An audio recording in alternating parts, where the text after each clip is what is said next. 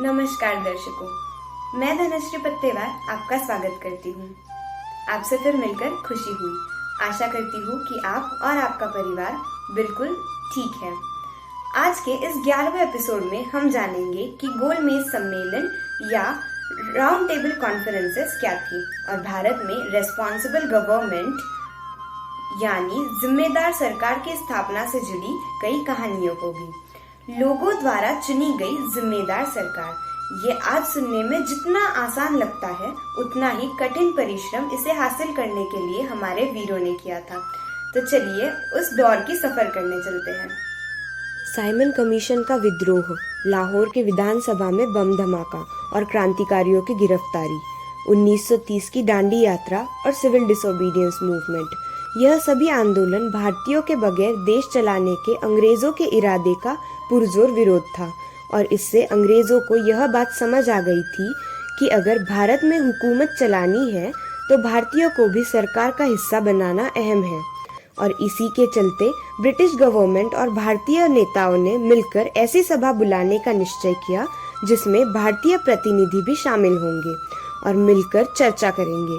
तो इसी के अनुसार नवंबर 1930 से जनवरी 1931 तक एक राउंड टेबल कॉन्फ्रेंस बुलाई गई। परंतु सिविल डिसोबीडियंस मूवमेंट के बाद महात्मा गांधी की गिरफ्तारी हो गई थी और इसीलिए फर्स्ट राउंड टेबल कॉन्फ्रेंस यानी पहली गोलमेज सम्मेलन में कांग्रेस का कोई भी प्रतिनिधि शामिल नहीं हुआ। अब क्योंकि कांग्रेस उस वक्त की देश की सबसे बड़ी राजनीतिक पार्टी थी और उसके बगैर सम्मेलन में कोई भी फैसला होना मुमकिन नहीं था और इसी कारण पहली गोलमेज परिषद असफल रही। फिर सितंबर 7, 1931 को दूसरी राउंड टेबल कॉन्फ्रेंस बुलाई गई जो 1 दिसंबर 1931 तक चली, जिसमें कांग्रेस की तरफ से गांधी जी एकमात्र प्रतिनिधि थे। इस सभा में यह तो निश्चय हो गया कि भारत में जल्द से जल्द जिम्मेदार प्रशासन की स्थापना होगी और फाइनेंस, आर्मी, डिफेंस और एक्सटर्नल रिलेशंस पर भी भारतीयों द्वारा चुनी गई सरकार का नियंत्रण रहेगा। परंतु इस सभा में सांप्रदायिक समस्याओं पर अंतहीन चर्चा शुरू हो गई। डॉक्टर बाबा साहेब अम्बेडकर जो डिप्रेस्ड क्लासेस का प्रतिनिधित्व कर रहे थे, उन्होंने इन क्लासेस के लिए सेपरेट इलेक्टोरेट की मांग रखी। गांधी जी ने इसका सख्त विरोध किया। उनके अनुसार वो एक सेपरेट क्लास था ही नहीं और इनके लिए सेपरेट इलेक्टोरेट का मतलब भारत की अखंडता का खंडन हुआ। इस चर्चा पर निर्णायक उपाय न मिलने के कारण यह राउंड टेबल कॉन्फ्रेंस भी असफल साबित हुई। सन 1931 के आखिर में गांधी जी भारत वापस लौटे। उस समय लॉर्ड वेलिंगटन भारत के वाइसरॉय बन चुके थे। तो लॉर्ड वेलिंगटन ने सिविल डिसोबीडियंस मूवमेंट को कुचलने के लिए गांधी जी समेत कांग्रेस के कई बड़े नेताओं को गिरफ्तार करके कारावास में डाल दिया। जब ये सारी चीजें हो रही थी तब अगस्त 16, 1932 को ब्रिटेन के प्रेसिडेंट रैमसे मैकडॉनल्ड ने कम्युनल अवार्ड्स की घोषणा की। यह सुनकर गांधी जी ने डॉक्टर बाबा साहेब अम्बेडकर को सेपरेट इलेक्टोरेट की मांग पीछे लेने के लिए येरवाड़ा जेल में अमरण अनशन का निर्णय किया। गांधी जी की तबीयत ढलती जा रही थी तो कई बड़े नेताओं के समझाने पर डॉक्टर बाबा साहेब अम्बेडकर इस विषय पर गांधी जी से चर्चा करने पहुंचे और दोनों के बीच सितंबर 25, 1932 को एक समझौता हुआ जिसे पूना पैक्ट कहते हैं।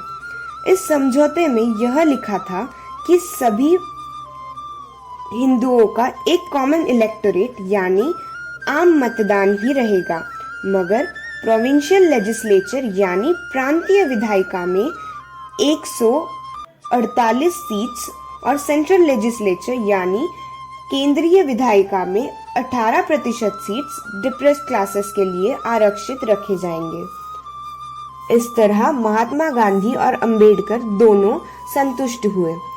यहाँ ये बात जानना जरूरी है कि गांधी जी नहीं चाहते थे कि जातियों के नाम पर देश का बंटवारा हो और डॉक्टर बाबा साहेब अम्बेडकर नहीं चाहते थे कि महात्मा गांधी की तबीयत और बिगड़े। इसीलिए इन दोनों में समझौता हुआ और यह समझौता भारत की एकता और अखंडता में महत्वपूर्ण समझौता था। भारतीय राजनीति में कई सारी बाधाओं के बावजूद ब्रिटिश गवर्नमेंट ने कॉन्स्टिट्यूशनल रिफॉर्म्स का काम जारी रखा और 17 नवंबर 1932 में तीसरी राउंड टेबल कॉन्फ्रेंस को बुलाया, जो 24 दिसंबर 1932 तक चली। कांग्रेस पार्टी ने इसे बॉयकॉट कर दिया था और सिर्फ 46 प्रतिनिधियों ने इसमें भाग लिया। तो अब इन सभी सभाओं के मुद्दे और भारत में हुई घटनाओं का मद्देनजर रखते हुए एक फाइनल प्लान बनाया गया और 2 अगस्त 1935 को इस प्लान पर आधारित गवर्नमेंट ऑफ इंडिया एक्ट 1935 को ब्रिटिश पार्लियामेंट में पास कर दिया गया। सन 1930 से 1935 तक का घटनाक्रम भारत के स्वतंत्रता संग्राम का एक महत्वपूर्ण पहलू है, क्योंकि पहली बार अंग्रेजी हुकूमत ने भारतीयों के साथ मिलकर भारतीयों को राजनीति की मुख्य धारा में समाविष्ट करने की ओर ठोस कदम उठाए थे। सन 1935 के गवर्नमेंट ऑफ इंडिया एक्ट के तहत भारत में प्रांतिक स्वातंत्र्य की संवैधानिक पहल की गई थी। तो इतनी सारी मशक्कतों के बाद हमें भारत में भारतीयों द्वारा चुनी गई सरकार स्थापित करने का अधिकार मिला। पर आज सरकारें जिस तरह चल रही है, क्या आपको नहीं लगता कि वीरों ने किए हुए परिश्रम और दिए हुए साल व्यर्थ साबित हो रहे हैं? तो आने वाली पीढ़ी को आसानी से मिलने वाली वोटिंग राइट्स के महत्व का एहसास दिलाना जरूरी है। अगर हर भारतीय अपना कर्तव्य पूर्ण निष्ठा और ईमानदारी से करे और विरासत में मिले राष्ट्रीय अधिकारों का मान रखे, तो तिरंगे की शान हमेशा बरकरार रहेगी। अपना और अपने परिवार का ध्यान रखिए। जय हिंद।